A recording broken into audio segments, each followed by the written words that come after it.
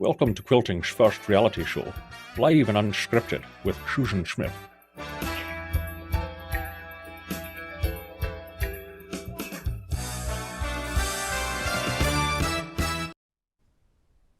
Hello, everyone, and welcome. I am Susan Smith. You're in my studio, Stitched by Susan. I'm here with a cup of coffee in hand, ready to begin a long arm quilting project this morning. These live and unscripted episodes, I've been fairly consistent in airing them the first and third Friday of each month until recently when I've begun doing more traveling. And so sometimes the schedules are a bit unusual now, but generally always on a Friday morning. So these episodes are they're very casual. They are not a formal lesson. I'm just welcoming you into my studio to kind of watch whatever I happen to be working on.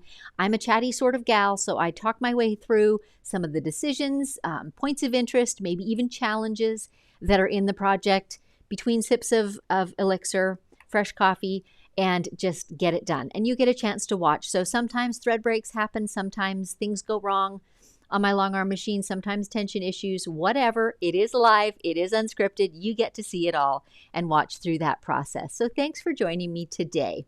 Let me get a sip in.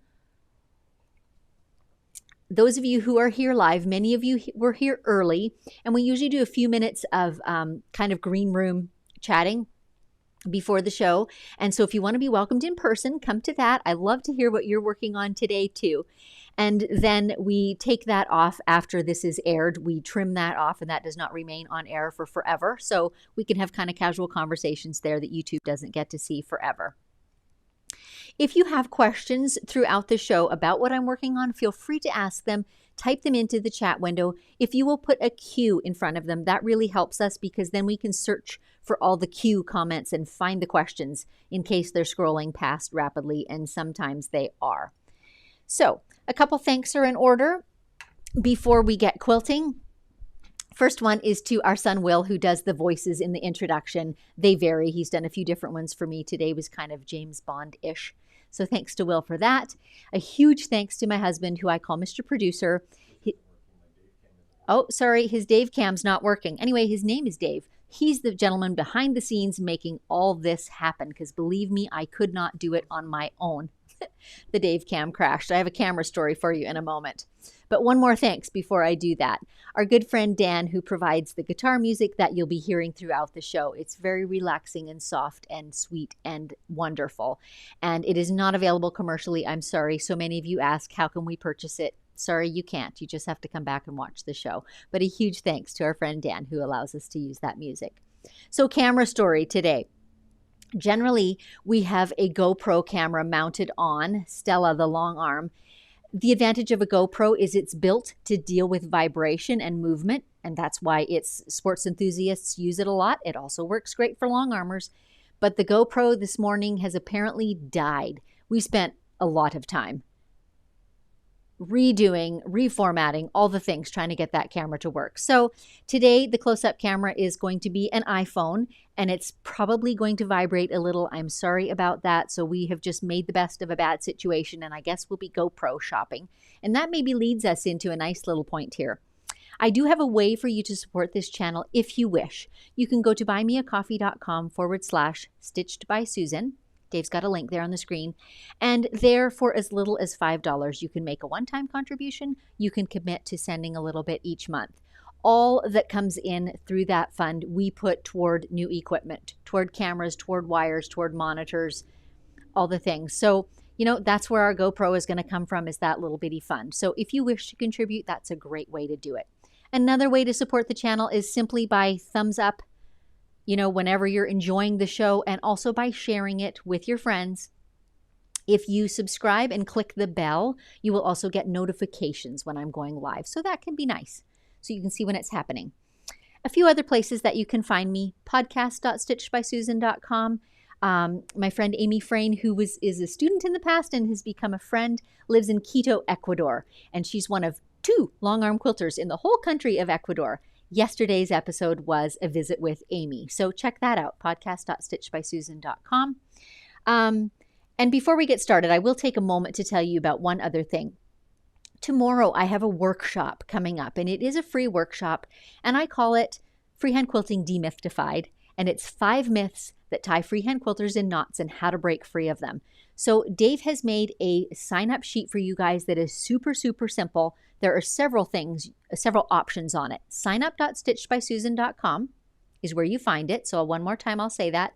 signup.stitchedbysusan.com. It's also in the comments. So the workshop is right at the top. That is happening tomorrow. So it's at 10 a.m. Pacific time for me. It's about an hour to an hour and a quarter long. And it's me sort of debunking the reasons I hear the most often from people. Reasons why they can't freehand quilt. I'm not an artist. I can't draw. Whatever the case may be, I'm going to bring a bunch of photos and stories from my experience and students and break up those myths for you. So that's the workshop. In addition, as I quilt a little bit today, I'll talk to you a little about my freehand quilting masterclass.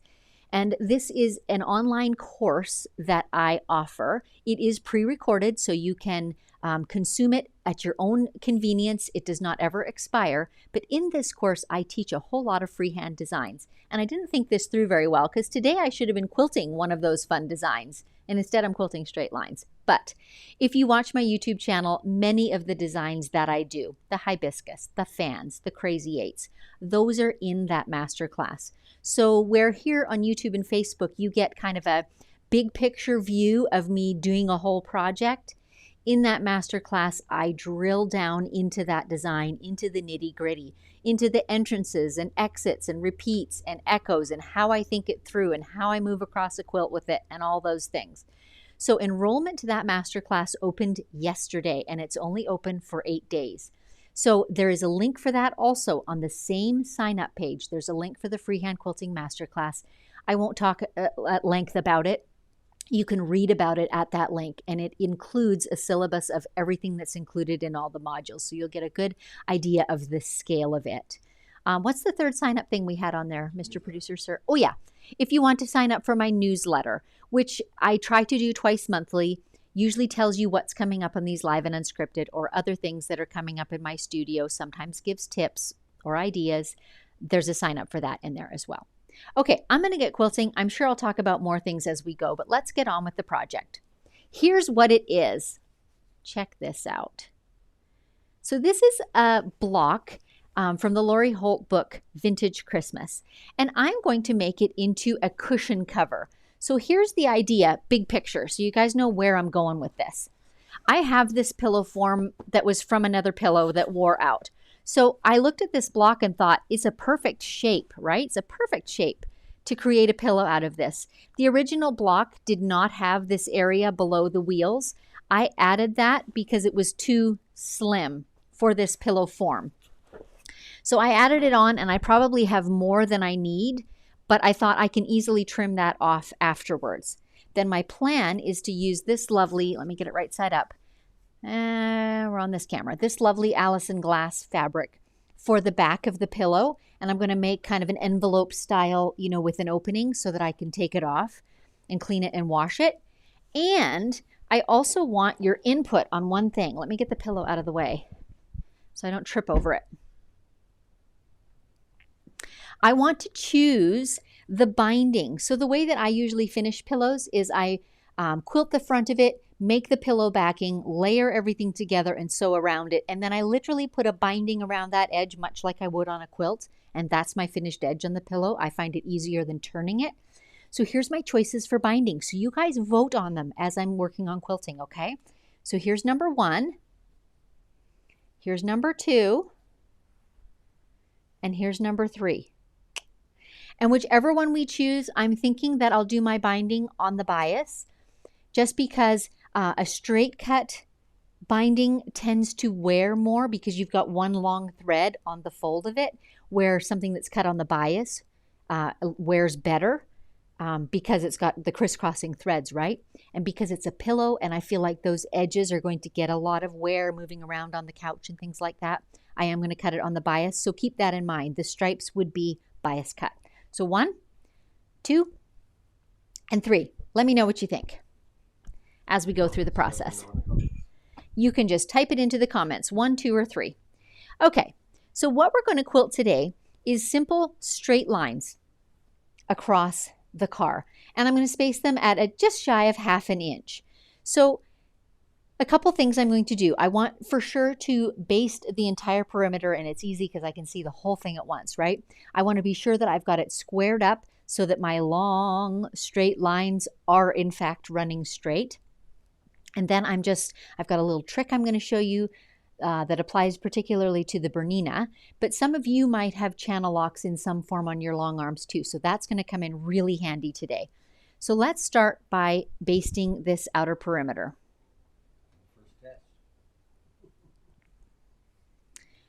I think I'm going to go ahead. I might as well tell you my trick right now. I have learned that with the Bernina, I can put both of my channel locks on. Which camera am I on? This one? The channel locks on the Bernina, because I do have their Qmatic or automated system, means that I'm engaging the belts, the X and the Y axis belts, and I'm holding those belts in place. That's what enables me to stitch perfectly straight lines. I learned from a Bernina person that I can have those engaged and stitch. It becomes really stiff, but it's possible. And just a couple of weeks ago, Qmatic, which is my automated system, my digitized system, came out with an update. And in this update, there's an easy glide feature. And when I turn that on, it's kind of like turning power steering on. So those belts still resist and keep me within the straight channel, but it slides much easier. It doesn't take strength to pull them. So it is a really, really cool feature. So I'm going to lean over to my computer and turn that on, and then we can go ahead and do our straight lines. So I've got both the channel locks on, and I'm going to put a basting stitch on.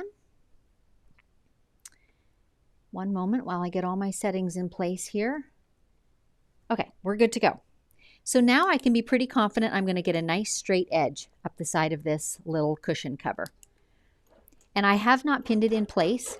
I'm just going to adjust it if I need to as I'm sewing to meet my straight stitching line. Just a little shortcut.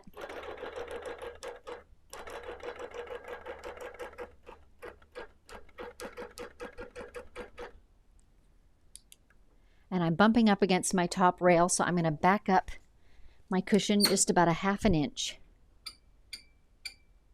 I think I'll be able to stitch the whole thing without rolling in between though, I think. Yep, now we're good. Forward just a touch. There we go. Whoops. I was trying to pull it just a tiny touch forward, and I kind of made a stitch in there. I might have to undo that afterwards when I go to put the binding on.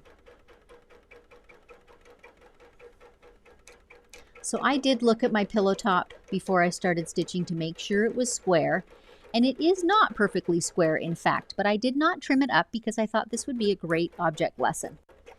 So I will show you on the bottom edge what I'm talking about here in just a moment.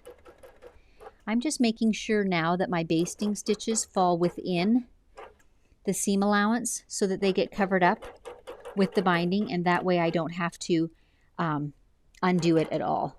And I see that my seam was coming a little loose there, so I just backed up and went over it again. Okay, right here we might want to have a bigger picture. Can we get it from my left? Is that possible? No, I think that's fine. So right here, I can see visibly that my block had a little bit of a sag in it right here, and I went ahead and put a straight border on, and of course, so then my edge is sagging a little bit too. I just wanted to go ahead and show you that this is possible to fix in the process. I'm going to pull up, if I can get a grip on it, I'm just going to zhuzh, my favorite word, that excess up into my block, and I'm going to smooth it out and kind of distribute it a bit, and that fullness is going to get taken up in my straight lines without ever anyone being any the wiser, keeping this bottom edge straight and keeping my seam lines as straight as I can. So again, I'm just going to stitch across this bottom edge, and something is catching here. Hang on a sec. There we go. If I need to, I will adjust this bottom edge of fabric so that it is straight, because I know I cut this border exactly straight. So if my stitching runs parallel to it, then I know I've got me a lovely square pillow.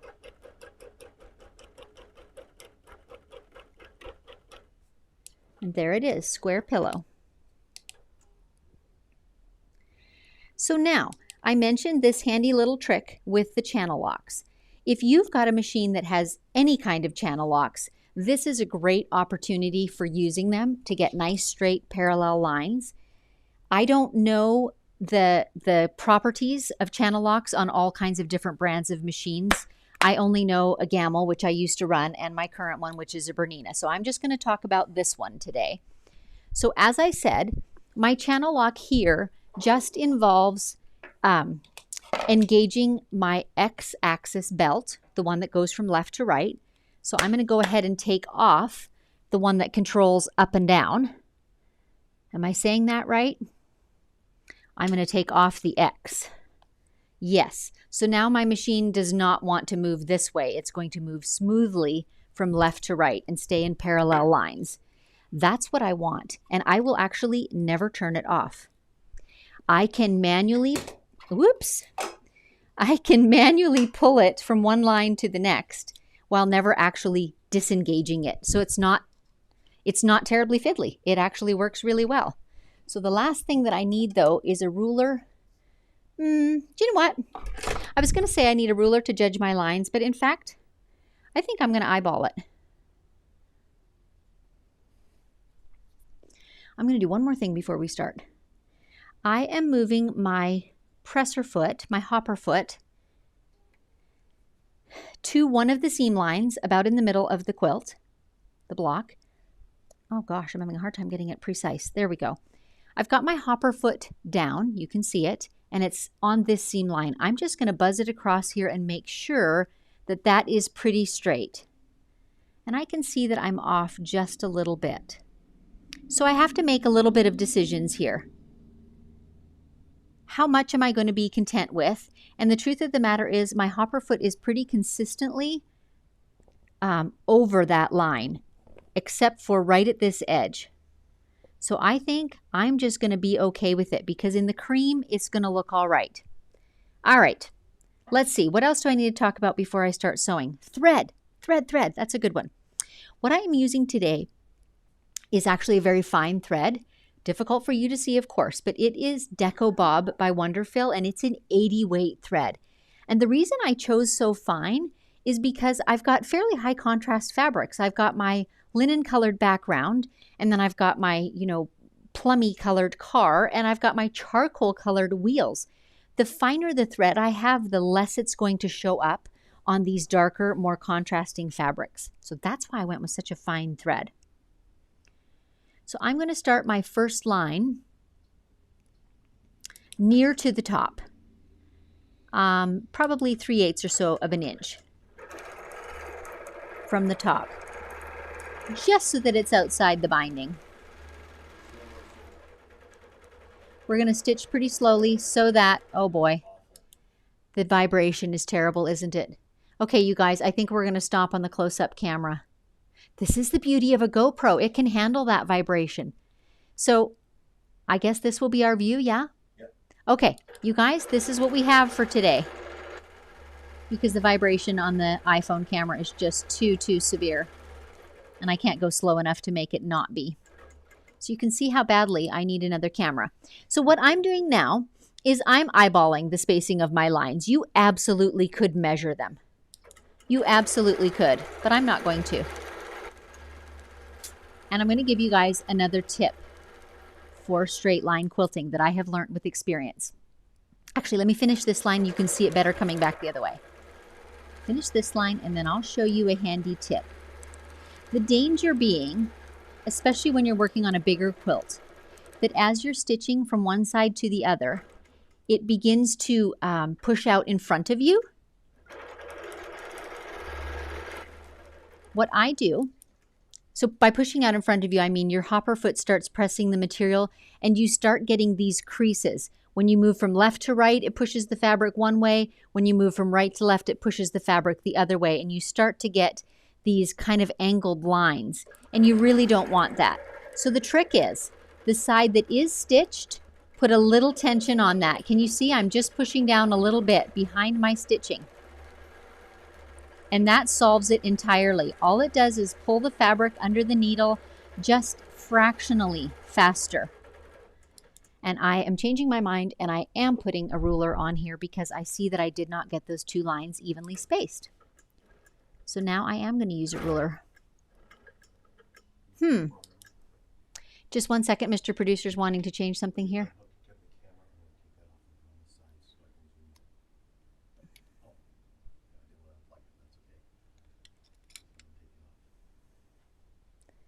We're just messing with cameras here, you guys. Bear with us a second.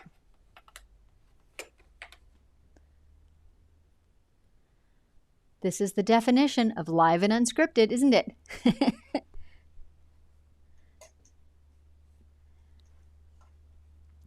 So it's interesting because, is this camera that I'm on now? Yeah, it is. So many things that I do on these live and unscripted shows, it's not very easy to try them out first and see how they're working before I come and do them with you. You know, maybe I could do a whole practice project, but I don't. I just dive in and do it on camera with you guys. So what I'm seeing as I'm creating these lines is locking my horizontal channel lock into place is working, and I can move my machine forward and back manually, but I'm having a hard time moving it equally and getting it precise. So I've got two decisions. One is take that channel lock off and on with each line, which would be one option. And then I could use my ruler to measure them. Option number two is to embrace it and do irregularly spaced lines. And that's what I have decided to do on the fly. So you're going to see wider and narrower lines, and I'm just going to embrace that, and that's going to be part of the fun. So let's do a little bit bigger one here. So here again, I'm going to put my hand on the area that's already been stitched just a little bit, and it just pulls the fabric a tiny, tiny bit faster under the needle, keeping any awkward creases or pulls from forming. This time we'll do a skinnier line.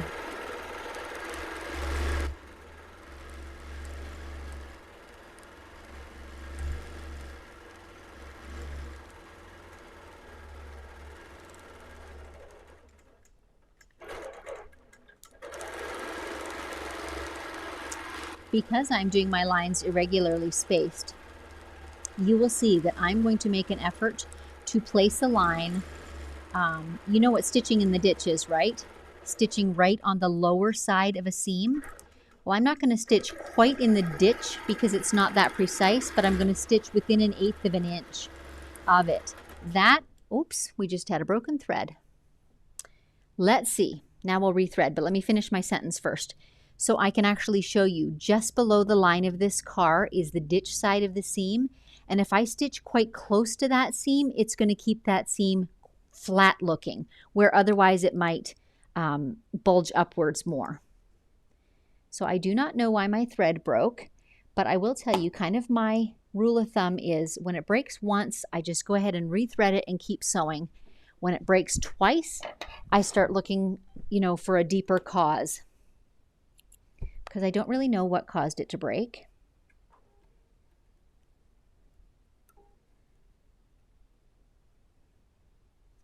But now a decision has to be made. Am I okay with a splice in the middle of a line, or do I want to undo? And my answer is I want to undo it. I don't care for a splice in the middle of these straight lines at all. So you get to see undoing. People have been asking me about that lately. Of course, we don't have a great close-up camera, but you get to see it anyway, as best we can.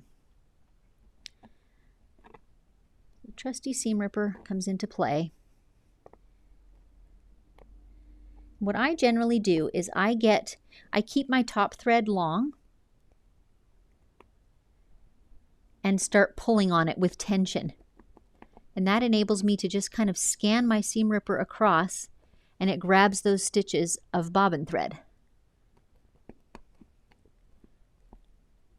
And then I yank on the bobbin thread and break it and keep pulling on that long top thread.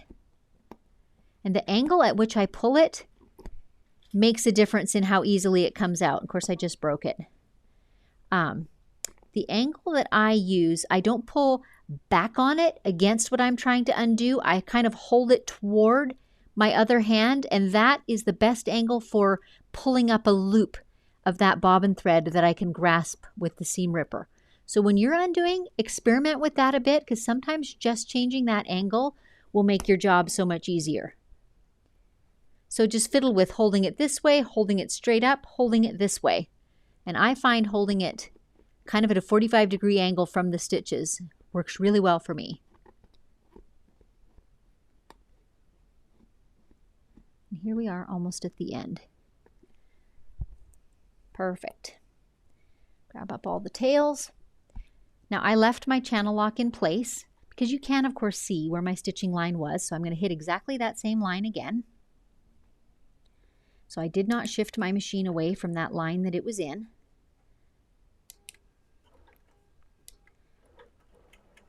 We'll make our lock stitching be within the seam allowance. And we'll try this again. And like I said, I don't really know what made it happen. Sometimes it does without a visible reason. I am working with finer thread too, which does make it a little more fragile. I also have a fairly fine stitch length on to keep some strength in my stitching because it is a fine thread. So I've got 11 stitches to the inch. Seems to me, although that is supposed to be, you know, a reference measurement, 11 to the inch, it seems to me that on my Gamel, those were bigger. On my Bernina, they feel very fine. At any rate, I've got it set on 11. So can you see how that seam lays down really nicely because I stitched so close to it? So I'm going to try and do that with each long seam across the car. It just helps it to lay flat and to look flatter in the overall scheme of things.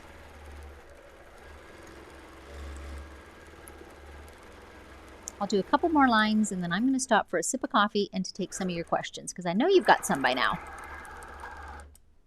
And we have a thread break again. Okay.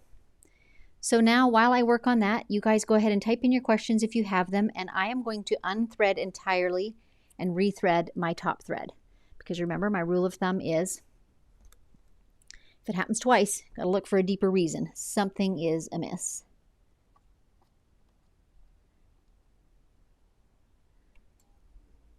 So I will just rethread the top entirely.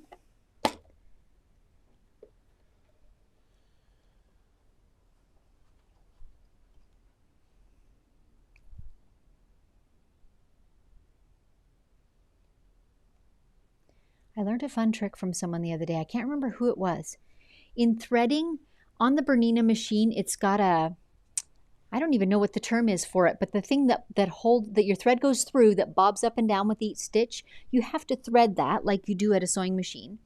And it can be hard because you're going from back to front to get the tip of the thread through.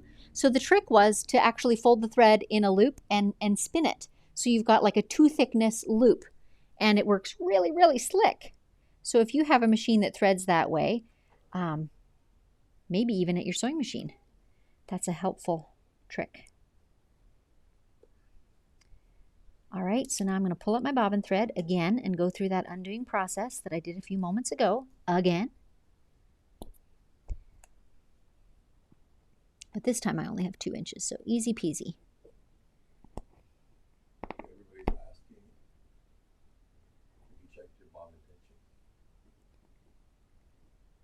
I'm going to take a moment, probably some of you are thinking of this too. I'm going to take a moment to pull my bobbin out and give another check to its tension. I did check before I started, but it was a full and a new bobbin, and certainly that has happened to me before, that the bobbin is maybe a little bit over full and then it does not run smoothly at the beginning and the tension even changes that it's running at. So yep, absolutely that is something to consider. All right, we've got that bit undone. Let's come to one side and check the bobbin, and then we will stop for questions and a tiny, tiny coffee break. So I'm actually just going to pull a yard or 2 off. It doesn't seem like it's over full. It's nowhere near the perimeter of the bobbin. I purposely tried not to fill it too full. I find that with fine threads, that can happen more easily, that an extra, ring of it kind of unspools within the bobbin. So I usually only fill them about 80% full. I don't know if that helps or not, but it kind of makes sense in my head. So, okay, we've got it loaded, ready to go. It's still sitting on my straight line. I'm going to grab a sip of coffee. Let's have a couple questions. Is my machine in the way, babe? We're okay. All right. So before we go, I have the results of the poll for the binding. Okay, apparently the poll answers are in for the binding. Gosh, my shirt is hanging terribly today. And everything's reversed in the camera, you guys. It's so funny. I think I'm pulling it up, and in fact, I'm pulling it off my shoulder. Go figure. Round of focus, would you move the machine out? Okay, I'm going to move Stella so that the camera focuses properly on me. Oh my gosh, all these things. Who knew? Number 1, the votes are 5. Okay, we have 5 votes for number 1, which was the rosy magenta colored one. Number 2, the votes are 13. The votes are 2 for the gray stripe. Okay. No. The votes for number 2 are 13. Right. Number 2 was the gray stripe. 13 votes. Right. And for number 3, which I voted for, 17. And number 3, the dark charcoal, which Mr. Producer voted for. The votes are 17. And I'm going to add one to that because that was my vote too. I just felt like that dark frames it. If I had more of the plummy color that's in the car, that would have been my first choice, but I don't have enough of it to bind with that. So that was not among the choices. So, okay, more questions, comments? Jennifer, do you use scrappy quilts on your long arm? If you do you have a video so I can watch it? There's been lots of scrappy quilts over the months, Jennifer. I can't think of names of one. I know I've done a couple topographical meandering ones for my client Laura, who does a lot of scrappy quilts. So yes, there's often scrappy quilts on the long arm, for sure. What fabric you use really does not affect doing it on the long arm at all. Susan, what percentage of time do you use your Q-matic since you've purchased it? I'm looking at the Q-matic, currently been free motion ruler and panto.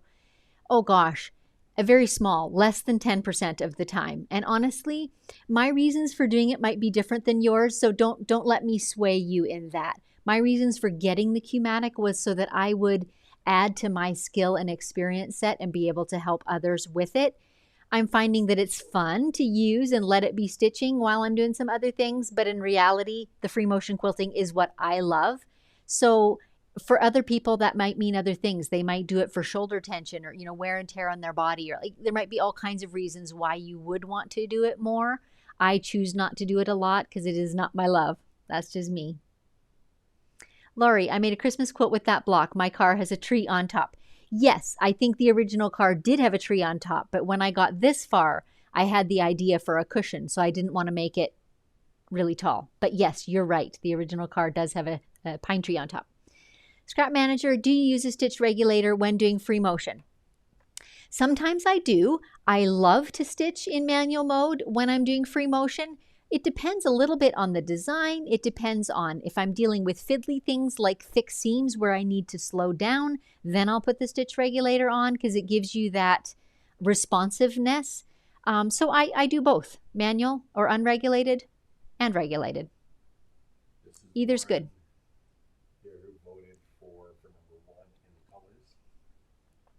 Okay, Lauren, what color chair or sofa will the pillow be sitting on? That would make a difference for my choice. Oh, that's a really good point, actually, Lauren.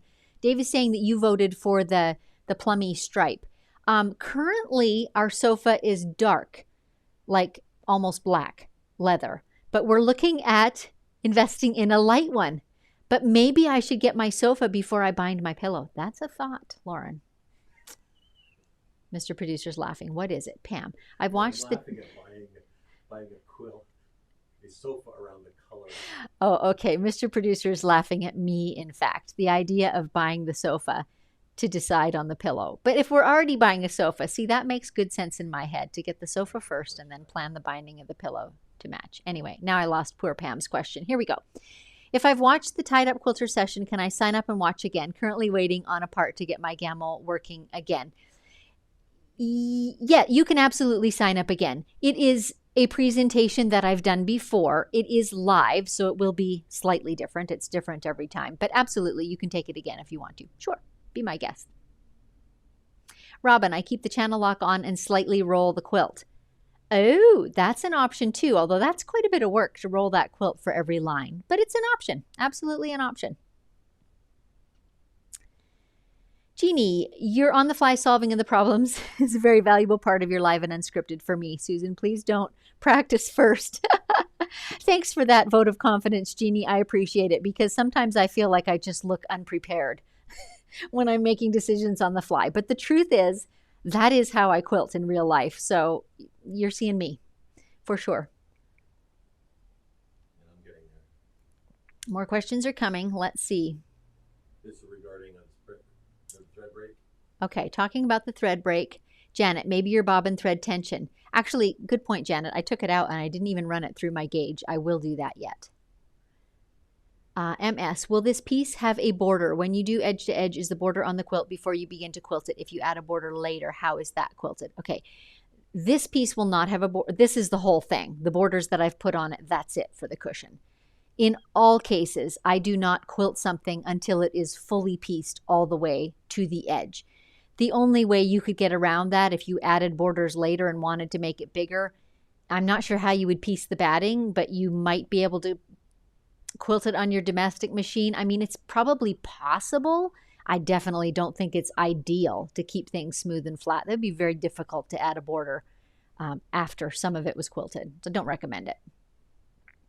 Alicia, it helps me as a beginner to know thread breaks happen to experienced quilters also. You bet they do. They happen to every one of us.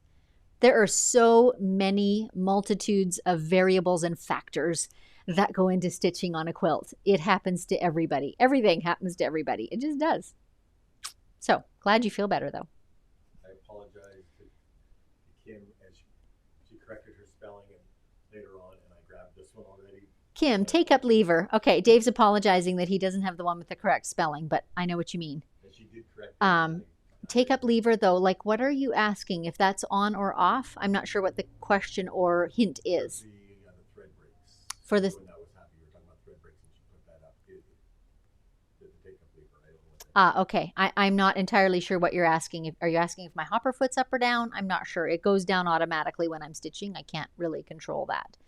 Laura, your needle threader works. I have a Bernina Q24 and I'm very frustrated with the threader.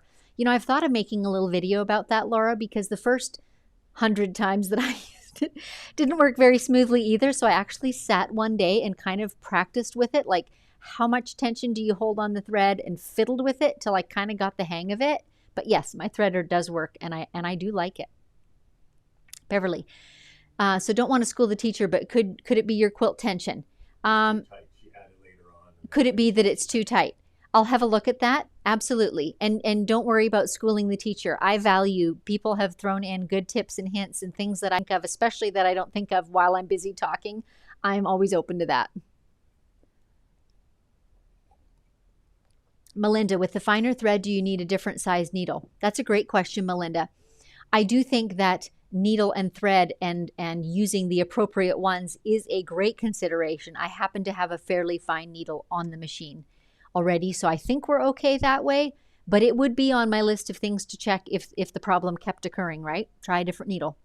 Jeannie, I run my bobbin tension at 180 to 190 when I use Deco Bob 80 weight on my Q24. Very interesting, Jeannie. I have been using mine at 210. So this is the first project I've done that has Deco Bob top and bottom. So that's a bit experimental for me, although I've been using the Deco Bob on the bottom a fair bit. Gaynor, before you had a machine with a basting stitch, did you have to loosen your top tension? To do the basting, do you mean? And no, and here's why. On my Gamel, there was a basting stitch, but it was huge. So I used to just do my basting with my regular stitch. And it just saved time changing back and forth too. So that was my shortcut, but that was just by choice. The Sewing Corner. Hi from Bernie in the UK. I've just purchased a ruler base and foot. What would you suggest as the best beginner rulers to get? Oh boy. So depends on what type of work you want to do, but I think one straight one would be a great choice, and maybe a set of curves or circles. that have varying sizes. But it really depends on what type of quilting you want to do. Do you do applique and a lot of, echoing right around them? Maybe you want something very tiny you can hold in the palm of your hand. Do you do big sweeping arcs? Maybe you want a big set. It depends on what kind of quilting you're going to do. But I think a good straight, I like a 9-inch one. That's a great investment place to start. And I'm sorry, Mr. Producer, I missed that. Linda, when you quilt in manual mode, what speed do you use? Depends on the design, Linda. On this machine, I tend to start at about 1400 when I'm doing an edge to edge, like on a fairly larger scale. But if I'm doing little bubbles, for example, or something small, then I tone that down quite a bit. So it kind of depends. And if it's a loopy design that doesn't have any corners, I can go faster, where if I'm going to be stopping and doing things, I've got to go slower too, right, to keep that stitch length even. So I just judge it by how the stitch length is looking. Sue, the piece that goes up and down that you put the thread through is called the take-up lever. Okay. I might have to look into that one because I'm not sure how that would change my needle tension or my thread tension. So I'll follow up on that probably after the fact. Nancy, love the quilt behind you. Thank you. I got to worrying after I hung it that it's a bit bold and vivid. But this one does happen to be one of my own designs. Actually, I call it Ferris wheel. And when I'm not in the picture, it focuses on the quilting and you can see it super clearly. Shelley, I do pillows exactly the same way, except I quilt the back as well. Actually, that's a great idea, Shelley. I hadn't thought of that, but I might do that. That would add that extra layer of puffiness and the keep the feathers from coming through the pillow too. Jeannie, I found for glide, isocord, Aurifil, use bobbin at 210 to 220, but with a thinner thread, lowering it helps. Okay. And I usually don't go below a 60 weight in the bobbin. This has worked best for me. All great information. And certainly my experience over the years has been that machines have personalities. So it's absolutely worth trying that. And I do need to experiment to learn a little bit more about what this machine likes and will sort of put up with. Okay, we're good for questions. So I'm going to take just a moment and get my tension reader and have a look at that. I'm still coasting my machine on the same line. I haven't moved it off my channel lock line. But let's have a peek at the tension and I'll tell you what I'm working with.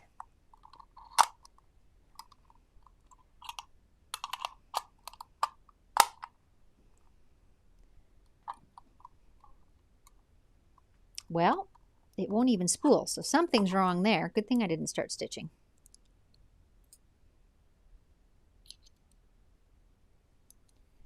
Now it's spooling. I do like to set my gauge as flat as I can when I'm doing this. I'm getting about 180 or 90 right now, so that should be okay. I'm going to try again. If we still have a thread break, I may try lowering that.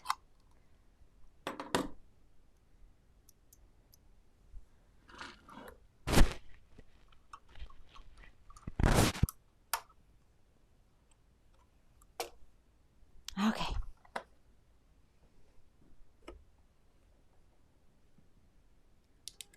I thought this was going to be a short project, but it looks like it might take all day at this rate.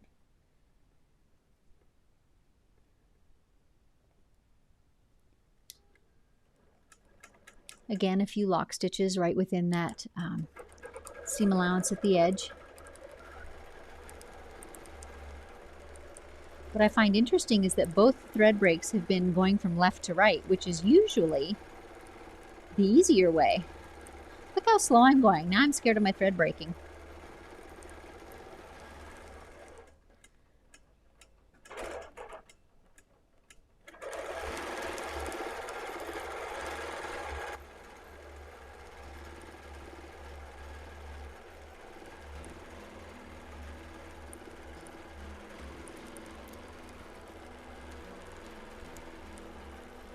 Phew, we made it through 2 lines. And there we go again. And it's funny, I can hear it about 1 stitch before. I can hear it, something grabs. Interesting. Well, folks, once again, I'm going to try threading it.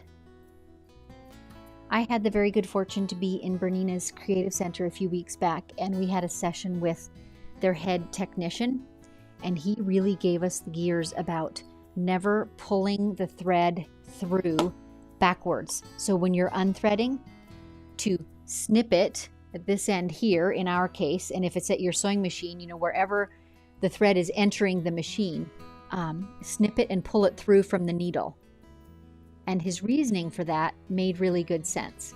And you know, I've done it a bajillion times over my life and gotten away with it, but his reasoning is when you pull the thread backwards, that intermittent tension spring that every sewing machine has, you're pulling your thread through it backwards, and it's a very, very, very fine spring, and all it takes is one time to break or bend that spring, and you won't have proper tension anymore on your top thread. And you might not know that that's the problem. It may not be visible, but in fact, you're going to have problems with it. So I thought, you know, it's just worth it. So I'm trying to retrain myself. It is a bobbin thread problem because I'm grasping my bobbin underneath and it's not releasing. The thread is in fact caught. So I'm turning my flywheel. Dave, can I get you to do me a favor? Can you turn the flywheel on the back of my machine? Here's another one for you Bernina owners that I learned. The flywheel that's on the side of the machine is not directly, you can turn it back and forth either way. A little more, keep going. Okay, got it. The flywheel that's on the back of the machine is directly attached to the drive shaft, so if you ever get a seize up or a thread jam, that's where you want to go to turn it. Are we going to have to give up on that line of stitching? We are. I've got to move the machine. Okay, you guys. The surgeon is coming to work here. Let's move all our apparatus, pull our machine out here, and have a good look at things. I'm going to grab my little linty brush and give it a good whisk. And give it a drop of oil and see where we're at. It's not particularly linty. There's a little bit in there, but not very much.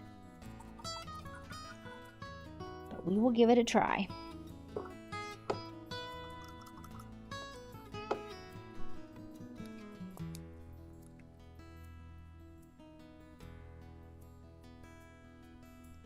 Tiny drop of oil. I'm going to unthread so I can just run that a little minute. Where did I set my brush? There it is.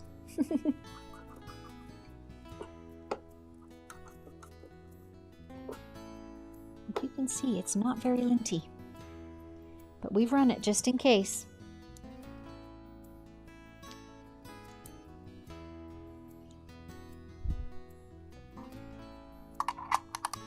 Checking the bobbin tension one more time.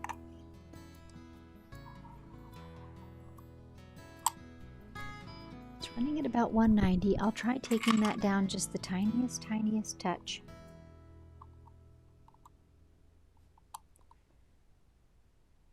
I'm busy looking at my things and not at the screen, so I don't see what you guys are seeing. So hopefully this is not deadly dull. I'm totally out of the view. Mr. Producer's going to change the camera. I'll try and show you what I'm doing. I'm just fiddling with my tension gauge. And I'm really struggling with it. I'm loosening the knob and the tension's getting tighter. What am I doing wrong? Let's take the bobbin out. Do it again. This is kind of what a long armer's world is made of. Problem solving. There we go. Now I've got just shy of 180. Let's give that a whirl.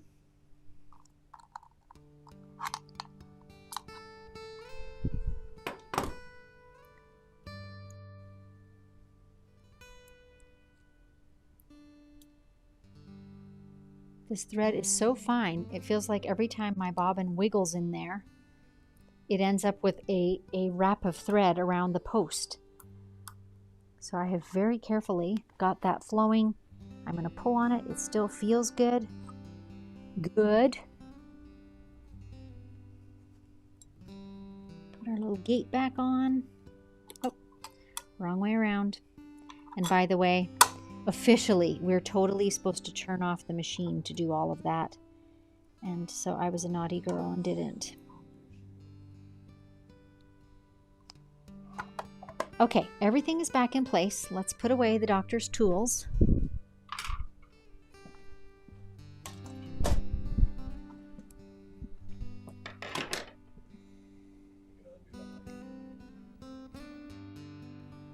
Okay, we're going to undo this last little bit of stitching.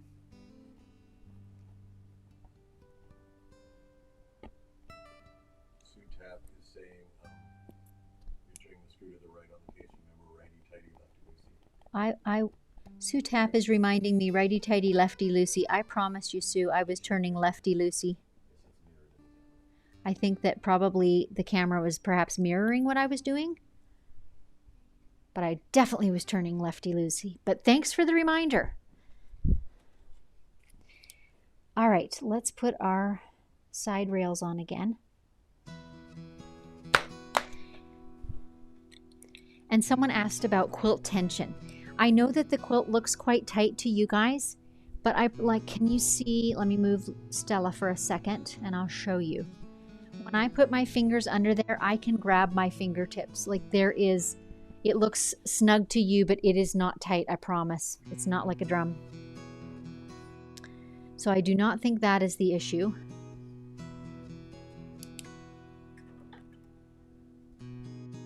Seems like I've had a preponderance of episodes lately where multiple things go wrong.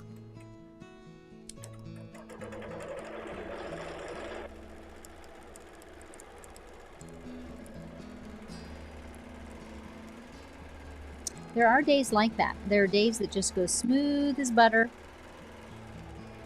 And then there are days that don't.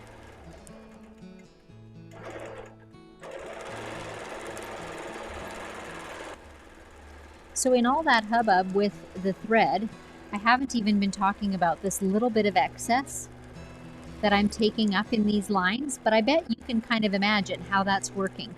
By having it fairly evenly distributed, I can manipulate a little bit because of the seam lines, right? With how, and I just broke the thread there.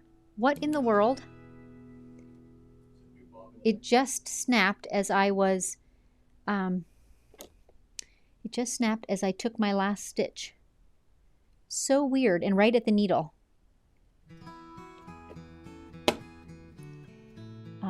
And then I keep forgetting actually what I'm talking about. Let's see, we were talking about the little bit of excess fabric that I needed to take up. Let me get my needle threaded, and then we're going to talk about that. We're going to talk about it. I will not get derailed.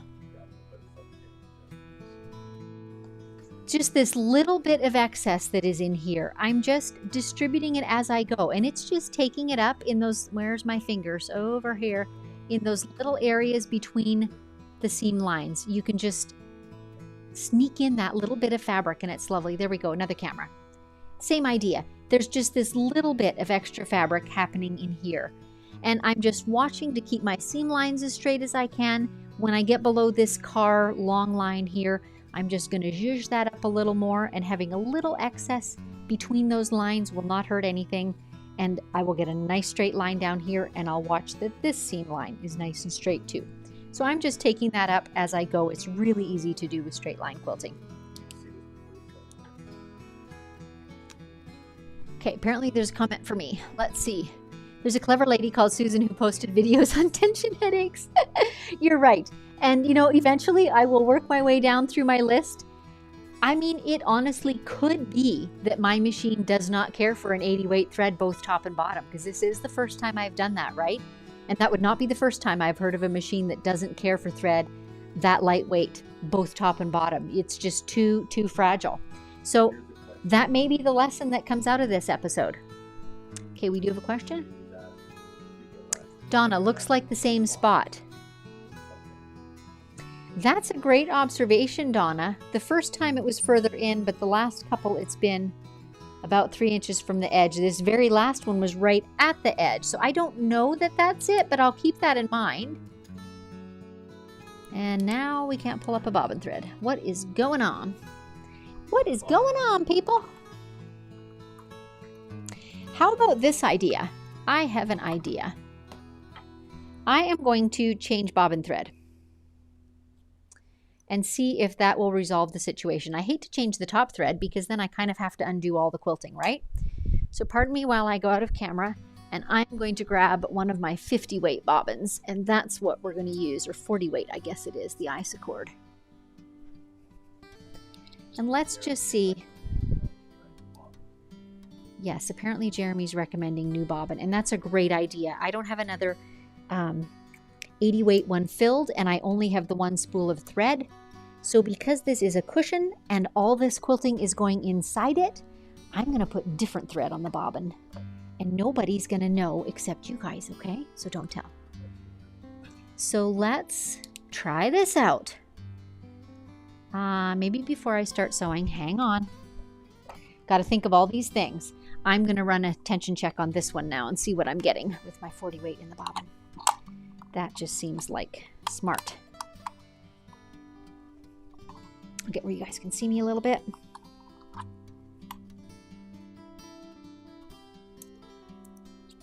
My word, I'm running into more trouble with the bobbin with getting that thread wound around the post inside this morning. Gracious. Okay, bobbin in. Let's have a check. Yeah, that's way too light on the tension. Where's my screwdriver? I've only got about 150 now, which seems funny that I was getting tighter tension on a finer thread. Seems inexplicable to me.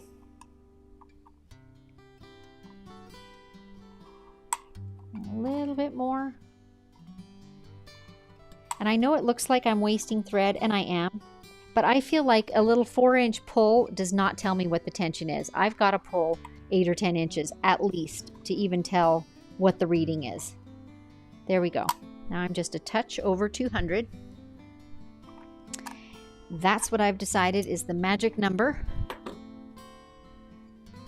for this thread on my machine. So now we'll see how it works with the 80 in the top.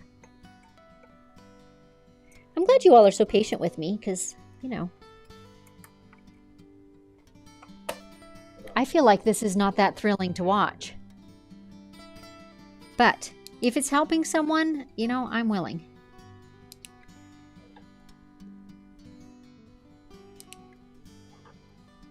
I'm still not getting a bobbin thread pulling up. This is absurd.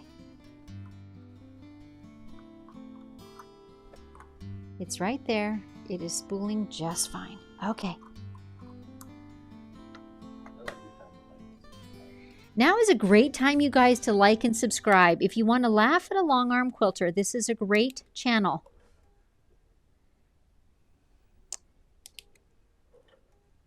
Seriously, I cannot grasp that bobbin thread. I do not know what to try next. Let's see.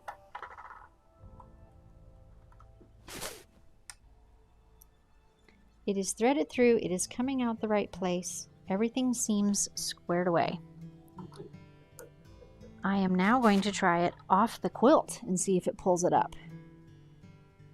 We have to take our tension off again. Again. Apparently Pam is laughing at me saying, "You're wrong, this is thrilling." Well, it pulled my needle thread down. That was something.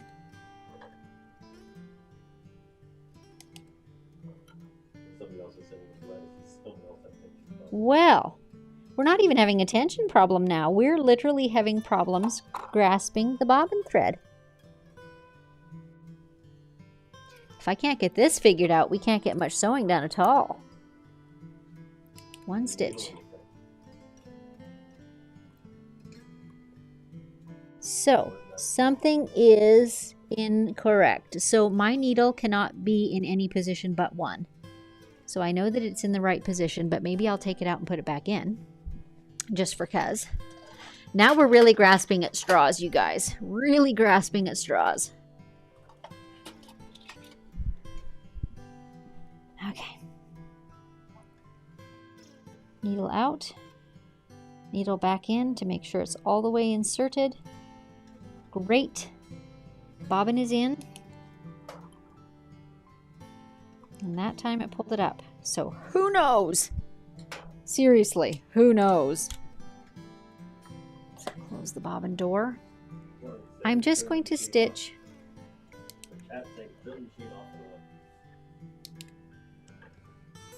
And once again on my quilt, it's not grabbing it. I have never had that happen before. You can see my bobbin thread is pulled up through the hole. It is not forming a stitch. Now that time it grabbed. Never in the world. Okay, someone is suggesting turn the machine off and back on, and I think that's what I'm going to do. Because something has run amok for sure. Okay, bear with me a sec.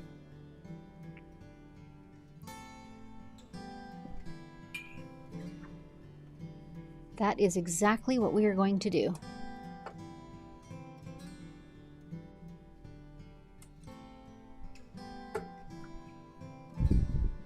So now it will take a moment to... Dave is saying he wonders what ChatGPT, which is artificial intelligence, would recommend as a title for this one. Sandy's saying it's time for wine. Apparently Sandy's recommending a glass of wine. I'm thinking it's 5 o'clock somewhere. Nope. And that does feel like a very mechanical thing to me. Well, you guys, let's see.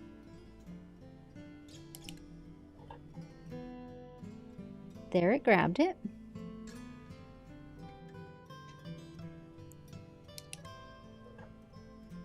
I have never in all my years of quilting had this happen. There's no, you know, if the bobbin's not in correctly, I've felt a jerk in there or felt it, you know, catch or not be smooth and that be an issue.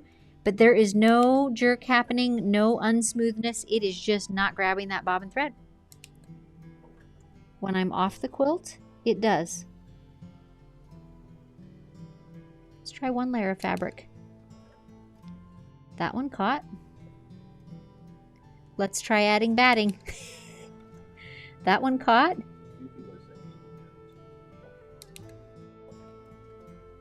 And that one caught. Okay, a few people are recommending change the needle. I think I'm going to, just for the heck of it, because this is getting really annoying, isn't it? Okay, let's do it. Fresh needle. Okay, apparently there's some joking going on at my expense. I don't know if I should watch it or not. Let me just put my needle away for a moment so I know where that's at. And let me grab my coffee, people, because I feel like I need that. Where shall I put Stella? Okay, let me grab my coffee. Oh my goodness. Okay, what have you all been saying about me? We're going to start right here, Jeremy. All long armors need to see things like this. Do they? Do they really? Do they really have to see me be humiliated? Nancy, change the needle, and this is fun to watch. Donna, glad to see we're not the only one who has this issue. Yeah, no, it happens to all of us. This is helpful, especially for those of us who've struggled with our long arms. I do use a thread net on 60 weight and lighter, and I have had lots of issues using anything lighter than 60 in a bobbin. We all learn from each other. You can always try the infamous universal solution, turn Stella off, then back on. So I've tried that one. Sandy, time for wine. Yes, I'm agreeing. Alicia, this is very helpful. There are times I don't get quilting done because of issues that come up. I have to call it a day and come back. I have done the same thing, and I've actually done it on this show before. I've had to just pull the plug. Charlene, we all feel your pain. If it were any of us, we'd be asking you in our panic. Well, I'm asking you. Lauren, have you considered hand quilting the rest? Just kidding. Big stitch hand quilting. I'm all over that. Gaynor, I'll have the wine for you. It's 1910 in South Africa. Great. It's after 5 o'clock. 5 o'clock somewhere. Yes, yes, it is. Kat, 7 p.m. in Germany. Cheers. Nancy, Bailey's in the coffee. You know, I haven't, but I could do that. No one would know. Jeannie, most of us suffer this in private, not public. You're brave. And Laura put Stella in timeout. Oh, gosh, yes. Stella, tisk, tisk. Okay, that's all the funnies. That was the conversation we were having. All right, well, I'm glad you all are having such a great time here today. Let's put a fresh needle in Stella, and let's just see. And by the way, I am using a 100/16 needle, which is fairly fine. And yeah, sure, take time to share this episode so that more people can chuckle at me. That would be great. Or at least thumbs up, because then I can come back and be encouraged afterwards. Okay, we have a fresh needle in.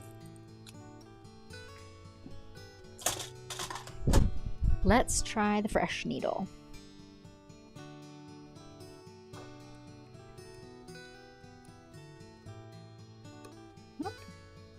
Pulling a little too hard on the thread, and then it doesn't want to grab. Now I can't thread the needle. This is hysterical. Let's see, what else can go wrong today? There, we got the needle threaded. Success on one front. If I could just grasp the loop. There we go. Now, Miss Stella, grab the bobbin thread. That's what we do next. Nope. Now that time it grabbed, but I felt a catch. So then I have to check my bobbin because something is amiss there. If I didn't have bad luck today, I just wouldn't have any at all. I mean, it does become funny at some point, doesn't it? You're just like, what else can go wrong? Like, you just have to laugh. You just have to laugh. You know, if I wasn't on camera, I would do what one of you suggested, which is just call it a day and go do something else. And I might end up doing that yet because, again, my bobbin thread now, from not catching at all, is now jamming. And I do not understand why. I don't understand.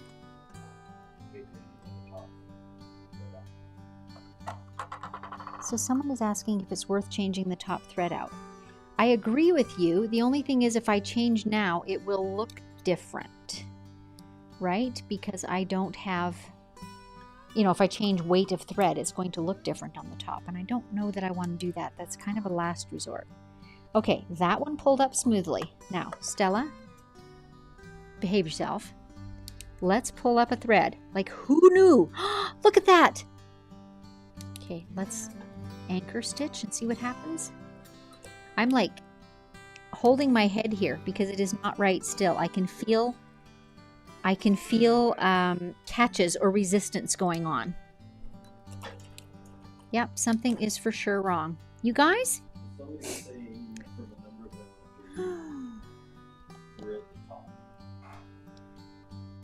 A few people are suggesting rethread the top. Well, I've done that how many times, but I can certainly do it again. Something is definitely wrong with the bobbin though.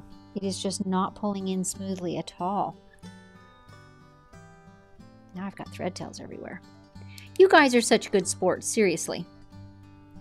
Yeah, see, when I do that, it grasps it in the bobbin but does not swing around. Okay, we're going to take the bobbin out. We're going to unspool a little bit because this bobbin is quite full. So that could be something. I'm going to have a little pile of waste thread here after all this. Be able to fill a cushion just with threads. Okay. One suggestion's coming in, be checking for loose threads or lint or anything in the bobbin case. So I'm looking very carefully and I've got the tip of a pin in there and it seems good.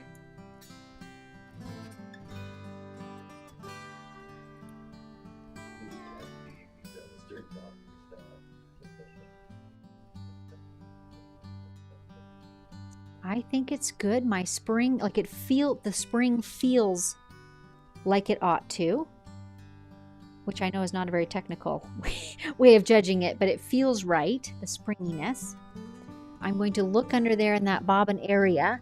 I don't see anything askance in there. Certainly there are not any thread tails or anything there ought not to be. No, I don't need a flashlight. I can see. So I'm spooling my bobbin casing around and it all seems fine. It's pretty clean in there. I just did a very thorough clean this week, so it's in pretty good shape. Let's try a stitch. That one worked.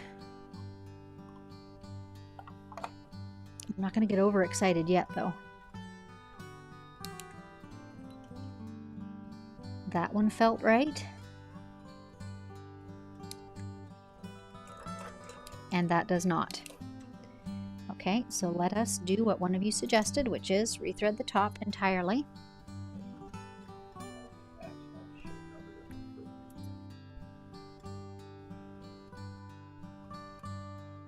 And I will open this nicely on the Bernina. I can just look in the front and see the whole thing, and it's all good too. There's not a lint buildup in there at all. There are no thread bits in there at all.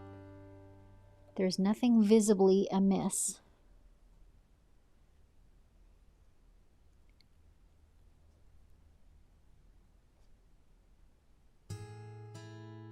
So this is going to be my last try with the 80 weight on the top. If this does not work, then I'm going to try my regular 40 weight on top and just see if that fixes it. And then I'll decide after the fact if I have to undo those first lines to make them the same, or if, being a cushion, I can get away with it not looking identical. Chances are that nobody but me would even notice that if it's the same color. Unless one of you comes over to my house, in which case you'd be sure to point it out. I know you would. Okay. We've rethreaded the needle.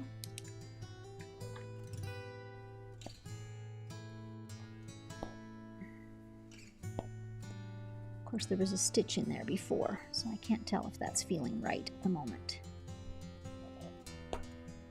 But I don't think so. Okay, that is, and that sounds correct. I base a lot of my knowledge of my machine on what does it sound like? What does the thread feel like when I pull up a stitch? Because I do know what it ought to feel like. All right, shall we stitch? Let's go off to the side a little bit first. That seems to be okay. A little anchor stitch there again. Okay, everybody cross their fingers, cross their eyes, cross their legs. Hope the best. I don't think I've ever stitched parallel lines so slow in my entire life. I'm just terrified of the thread breaking at any moment.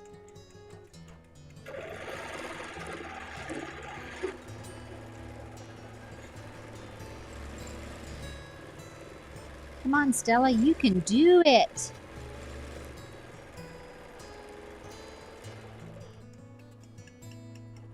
Susan Lisa, the beach clock.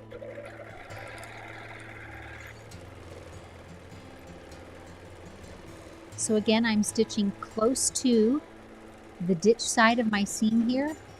That's going to help my pillow lay nice and flat. What do you guys think of my irregularly spaced lines? Is that a win, by the way? Or is that a cop-out? And if you think it is, too bad. I call it a win. Just getting this pillow stitched today is going to be a win.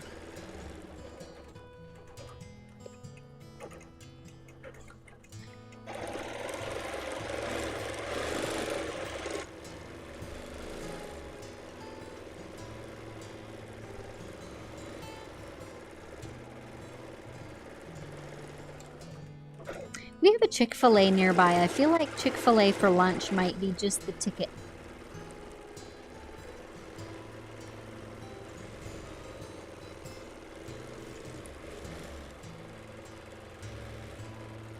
Remedial eating. I know that's not the way I ought to do it, but sometimes your soul just needs a little bit of comfort food. In other news, this plummy fabric that the body of the car is made out of, I think I mentioned already, is an Allison Glass print. I am such a fan of Allison Glass fabrics. Her colors are just so rich and they just satisfy something in me. I just recently purchased her newest line. And there goes my thread again. See, I shouldn't have been talking about other things, you guys. Okay. Closest I could come to. Look, here's Mr. Producer with wine and chocolate. But I won't do that just now. Well, we got some lines in before it crashed again. So now the question is, shall I keep persevering? Shall I go ahead and change top thread? I just don't even know what to do anymore, quite honestly. We're going to rethread the top yet again. We did get some lines in. I mean, I feel like that was probably the most uneventful lines that we've had so far today. I used to say that my zone of genius was quilts with irregularities, wonky quilts, but I'm almost going to have to say my zone of genius is YouTube episodes, quilting live, that run amok.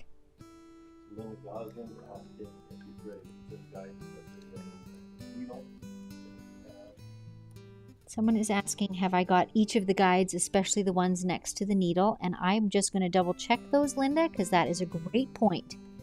You know, I mentioned earlier there are so many tiny factors that go into forming great stitching, and it's true, and it's worth checking each and every one of them because it can be just one thing that's off. So let's have a look. I'm going to open up my little front gate here and be absolutely sure I'm in the intermittent check spring. I'm in the 1, 2, 3 guides leading up to the needle. That all seems tickety-boo.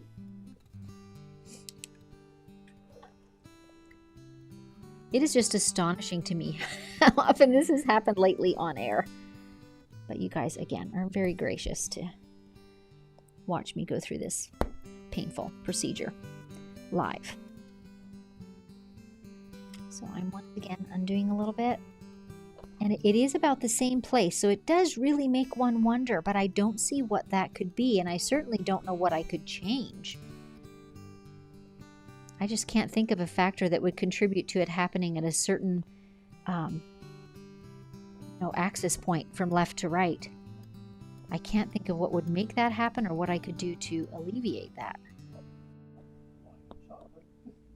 But if someone has an idea, I am all ears. So I now have 40 weight thread in the bobbin.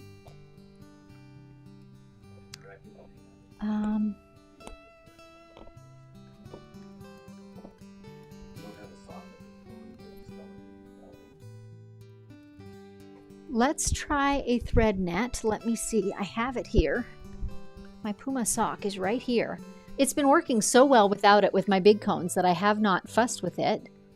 But yeah, I don't think that's going to do it because it's not even touching the cone. So that's not going to help me out. What else can we try? Sue Tat has figured out the problem. You're sewing with your shoes on. I'm not sure how to do that. Sue Tap says it's because I'm sewing with my shoes on. But actually they're not shoes, Sue. They're little booties.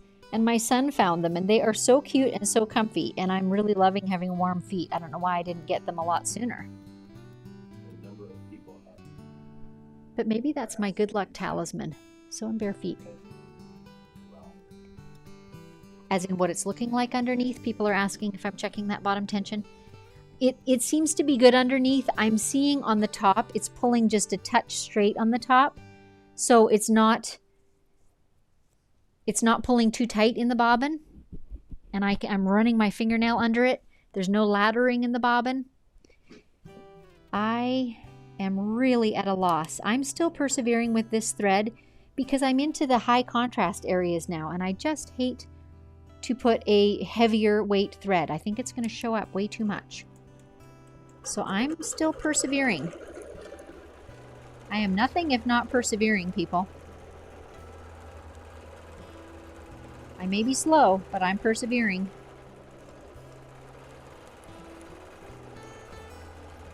Seriously, I have never stitched so slow in my entire life. And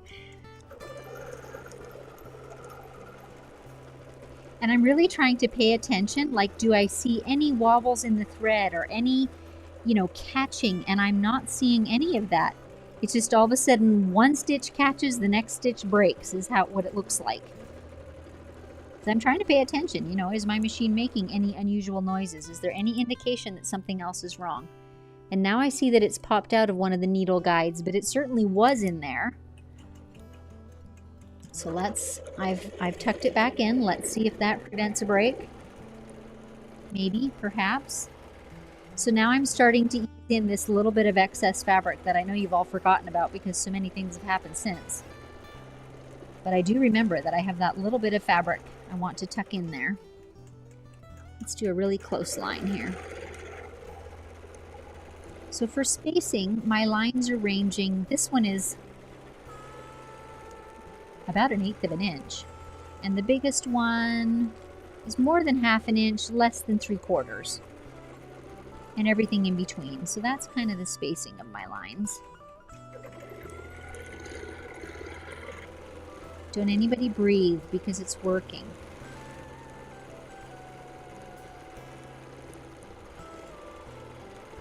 So with my left hand, I'm just manipulating a little bit to try and keep that seam line straight. That's kind of the last long colored seam line that will really show. And I do that a lot when I'm doing straight line quilting. And I try to keep those piecing lines lined up and as straight under the needle as I can.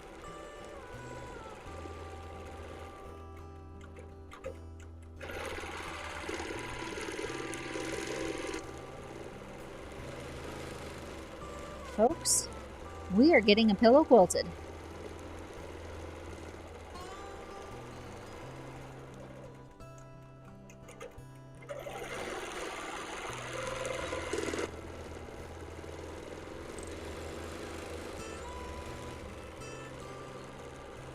What's so mysterious about this is we never really figured out what it was.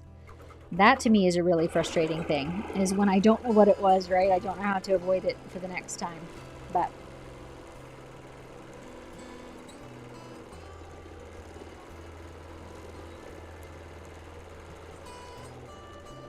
my stitching is pretty dang straight along that seam line. I am pleased.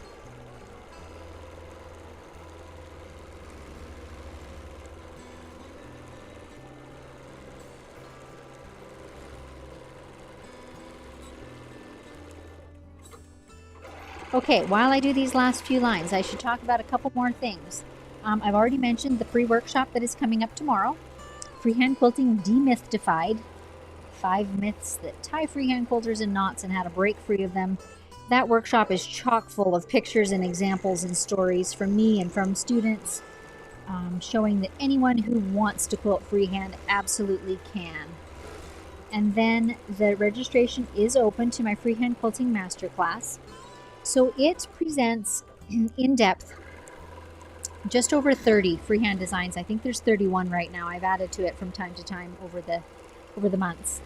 And there's kind of several focuses within that course as a whole. One is those freehand designs so that you have a nice repertoire with a varied selection. But also there's a real emphasis on how you practice and ways to really elevate your precision and your control at your machine and your skill faster than you might think possible. And in addition, there's an emphasis too on the thought process behind these freehand quilting designs. The idea being that you, in future, could take something that you see on a piece of upholstery or some wallpaper or a floral design that you like, and you can work through how to create something that you can repeat, that you can remember, that you can enter into and exit out of, that you can fill across a quilt top, and create your own original design. So that's a really strong emphasis in the class too. So my thread has not broken, but it is not stitching. Seriously, we are 8 inches from the end, folks. Maybe I'm doing too much talking about that class. Okay, we got to back up on this line. Feel free to type in any questions if you do have them. Feel free to email me if you have questions about the class. But Dave has made a little sheet with some buttons that you can go to easily to access them. So it's at signup.stitchedbysusan.com. There you can register for the workshop tomorrow. You can go and look at the information sheet for the masterclass. There's a syllabus there with everything that's included in all the 6 modules. And I should add, the first module rolls out next Friday, the 21st.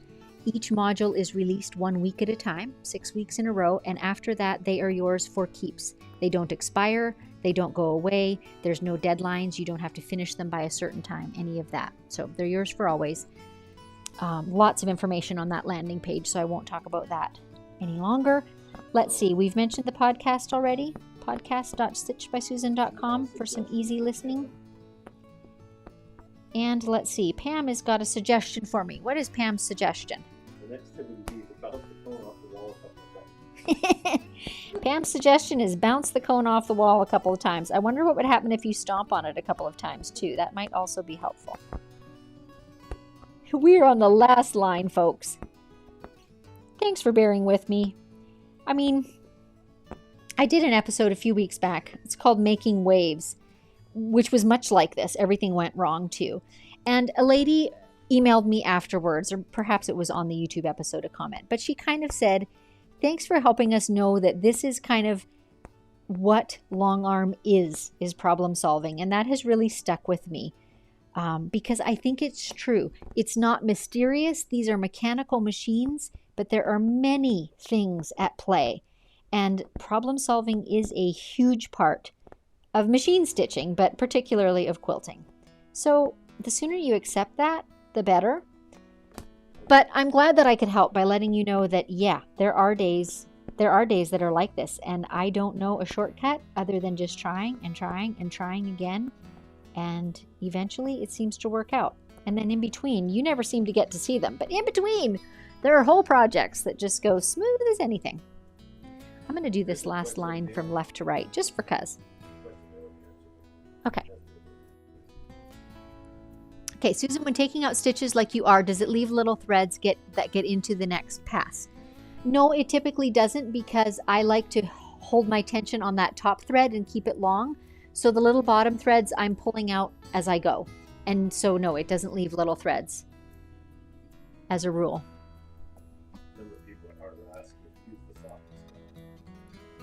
Apparently some are asking if I use the sock with Stella. And I did begin by using my sock with Stella.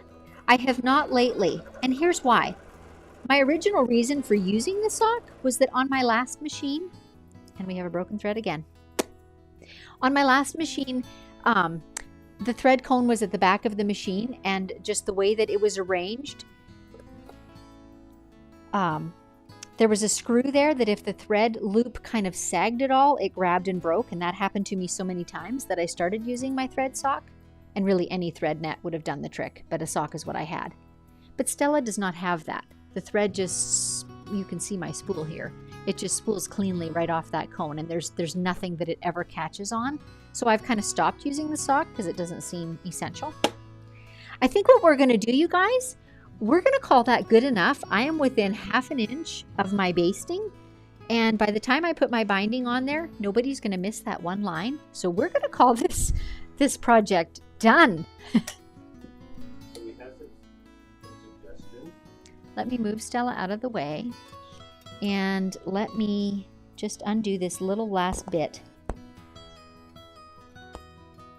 And what I will do, you guys have probably experienced this too.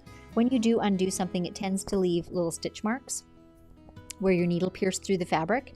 And a couple ways that I get rid of that. I have a soft bristled surgical brush, which is kind of silicone bristles. So I brush it briskly, and if that doesn't do it, I mist a little bit of water on it and brush it again. And that usually is pretty effective at closing up those little stitch lines. So I will do that after we get off air. So let me just finish undoing this, and we'll take a couple more questions / comments, and we'll call it a wrap. And I'll go and take some headache medicine.